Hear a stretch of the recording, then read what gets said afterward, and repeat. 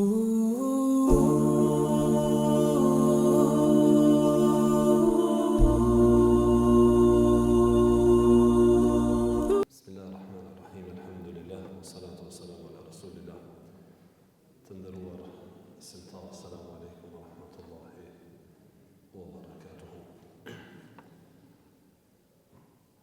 Po vazhdojmë edhe këto pak ditë që në kanë vetë, për e sot dhe tutje në mesin më pak se një javë, më thonë, edhe 6 ditë pas sotit të këtij muaji të bekuar të Ramazanit, të lutem Allahu azza wa jall që të na i pranoj, na forcoj, na ndihmoj, kabul na i bëj dhe dalim për këtij muaji fitimtar me agjerim me vepra të tilla të pranuara. Të nderuar vëllezër, sot një këshill të shkurt. Është interesant në fund të faqes Allahu azza wa jall në Kur'an flet për agjerimin, për obligueshmërinë e agjerimit, për leximin e Kur'anit, ose Ramazani si muaj i Kur'anit, dhe shumë rregulla tjera që kanë bërë me agjerimin.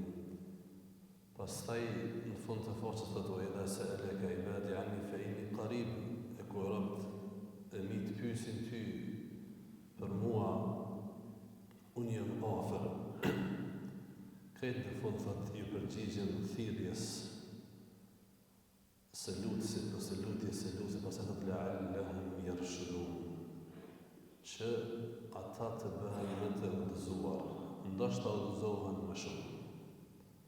Subhanallah, dashur, ky muaj i madh me gjithë këtë aktivitet, me gjithë këto angazhime, me gjithë këtë ibadet të madh, agjerim, namaz, Kur'an, sadak, qëndrim në xhami, hapa në xhami, namaz dite, namaz natë, namaz taravive, në fund la'allahum yarshudun, që të bëhen më të, që të udhëzohen më tepër.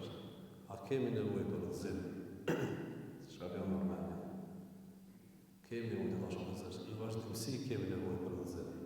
Andaj është kënë një fardaj në shkëndije dhe thirrje për besimtarët, në përgjithësi, por edhe ata që janë të udhëzuar, që ta shtojnë udhëzimin, që ta përmirësojnë udhëzimin. Udhëzimin e sparit të rregullojmë qasjen tonë, perceptimin tonë ndaj Allahut subhanahu wa taala. Kemi nevojë për udhëzim të trupit, udhëzim të ideve, udhëzim të shpirtit, udhëzim të gjymtyrës të dashur vëllezër besimtar. Kemi nevojë në përgjithësi me bëni farllëje rifreshi të jetës tonë në këtë botë. Andaj vjen Ramazani me gjitha këto masat që i merr agjerimin, namazin, një që besimtarit të edhe një herë të kthehet në udhë që Allahu subhanahu wa taala ka kërkuar. Jo rastisht në surën al-Fatiha, Allahu azza wa jall është farz me këndu Fatihan në çdo recate të namazit, ihdina siratal mustaqim.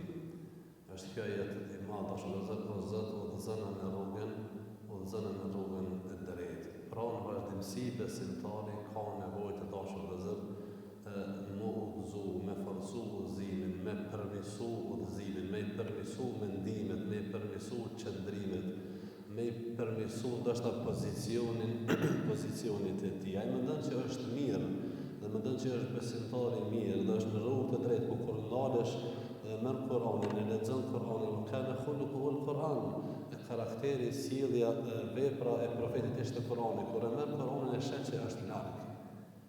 Ato që ka kërkuar Allahu me bë dhe që duhet me bë, jo vetëm pjesën e jashtme, kjo është ndoshta pak më e lehtë është vëllezër me përmirësu.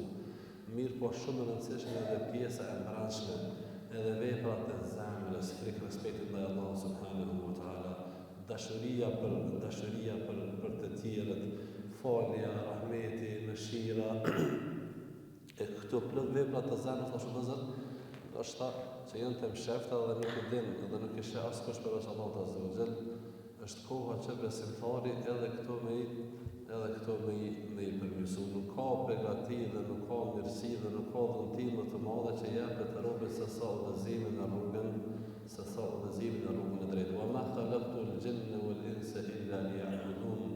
Allah azza wa jalla thënë në Kur'an, nuk i kam kriju gjenë edhe njerëzit patjetër vetëm që të më adhurojnë. Pra kjo është qëllimi i krijimit të njeriut dhe adhurimi nuk është në kuptimin e ngushtë këtë rast, vetëm për mu falë. Jo, nuk është këtë qëllimi i këtij ajeti dhe as i krijimit.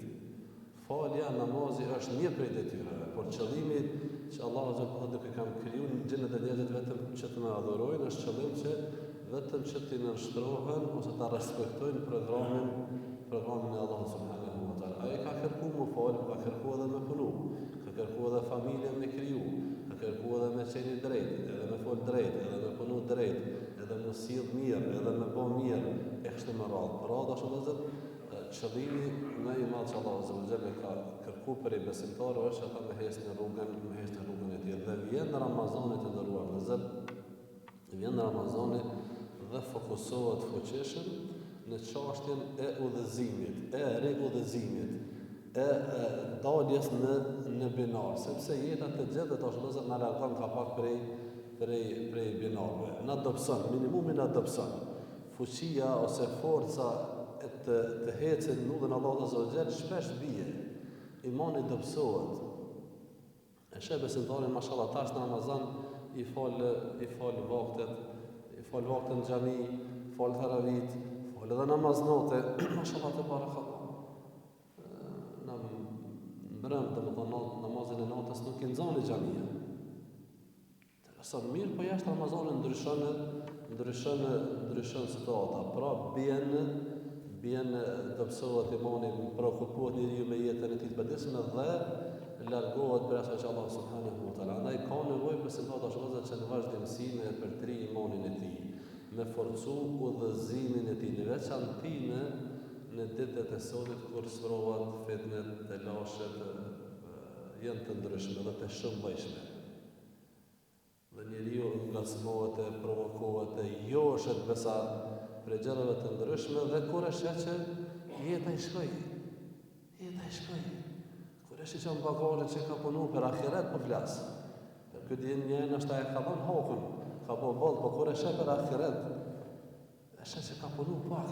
Njëri prej besimtarëve të vjetë, dietarëve të vjetë dashur vëllezër i shtyr në moshë të thellë dhe me të lashë me smundje po vardon dhe po agjeron vullnetar. Dhe i tha dikush, pse po e lodh vetën ti mo? S'është fjala për Ramazan. Agjerim vullnetar jashtë Ramazanit. Pse po e lodh vetën? Tha inna safara tawil wa zadu qalil. Tha udhimi që kena me shku pas zekës është i gjatë. Kurse harsin që kena me vetë është pak. Është udhim i gjatë ndërmjet me besimtar. Është udhim i gjatë, jetën me rreza është e gjatë. Allahu alem, deri në kiamet që të kena me qëndru. Andaj do të punu për ato ditë, do të punu për ato ditë. Sa më tepër që të shtohet udhëzimi, të rritet udhëzimi, të forcohet udhëzimi, as më tepër reflekton pastaj në gjymtyrë të ndërruar në zërë. Dhe sa më i dobët që është udhëzimi, as më i dobët pastaj është ose më dobët është edhe vepra, reflektimi në gjymtyrë. Andaj prej gjërave që kemi shumë nevojë në muajin e Ramazanit dhe që ndërlidhen me muajin e Ramazanit sepse ka edhe me ajet kuranor, është edhe shtimi i udhëzimit, rregullimi i vetes, me përmisu veten edhe në këtë aspekt. Me këshyra jenë saf që shdohet, a e rendit që shdohet, jo vetëm me trup. Por para se me konë me trup, do të me konë me zemër, me njetë, me shpirt, pastaj edhe me trup. Inna Allahe la yanzuru ila suwarikum wa ajsadikum, lakin yanzuru ila qulubikum wa a'malikum. Thot profeti sa Allahu nuk i shiqon fizionominë dhe veprat tuaja. Fizionominë dhe dukjen tuaj, trupin. Lakin yanzuru ila qulubikum wa a'malikum. Por Allahu shiqon zemrat dhe veprat. Për rregullimi i zemrës me veprat e saj, por edhe rregullimi pastaj i trupit ashtu vëzër, në këtë Ramazan do duhet që të ishte në fokus të besimtarit. Me e permisu veten e tij, me e permisu udhëzimin e tij, me e permisu namazin e tij, me e permisu qëndrimet e tij. pozicionin e tij ka shi Allahu subhanahu wa taala. Me pasë që kjo rrugë ku je, që kjo vend ku je pozicionu, a është në rregull çështo as është. A është Zoti razi as është. A ki dëshirë që shto nesër me dalë për Allah azza wa jalla, s'ki qarë pa dalë nuk kem të ndëruar dhe zërë besimtarë. Andaj, që shtot edhe profeti alayhi salatu wassalam për siste Aliun, që të bëhet sebeb për mu udhëzu dikush, sepse të ashtë nuk ka begative të madhe, se sa që Allahu ta mundësën mu udhëzu dikush në dorën tonë. Andaj, udhëzimi të shëllëzër është prej mirësive më të madhe që japet robit. Dhe ati që ja japë udhëzimin në rrugën e drejtë, ati i ka dhënë gjithë shka. Dhe ati që cilit ja ka marrë udhëzimin në rrugën e drejtë, ati nuk i ka dhënë kur gjallë.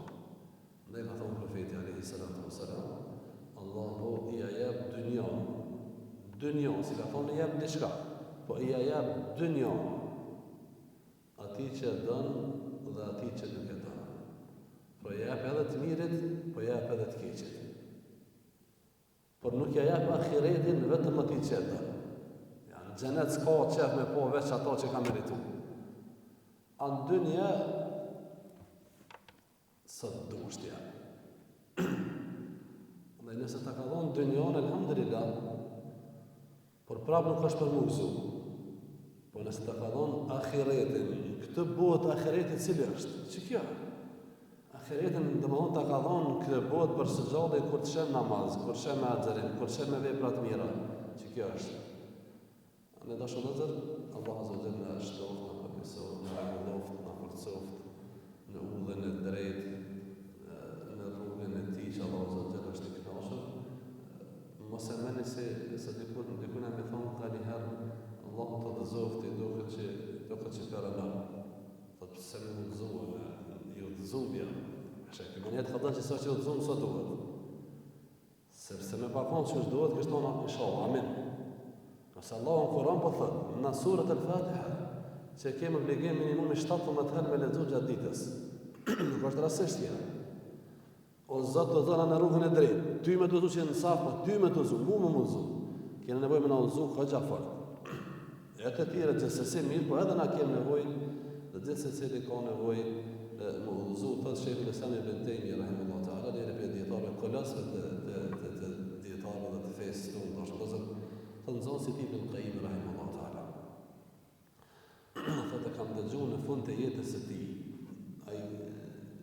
Në fund të jetës së tij, ky dietar i madh ka me qindra libra dhe libra të fuqishëm që dhe sot shërbejnë besimtarët dhe hoxhallarët dhe dietarët prej tij. Thotë në fund të jetës së tij e kam ndëgjuar duke thonë: "Hala po e përmirësoj Islamin tim. Hala po e përmirësoj Islamin tim, fetarin time." Edhe ai dietari i madh e sheh që nuk është i kënaqur sa duhet. Nuk është i kënaqur sa duhet.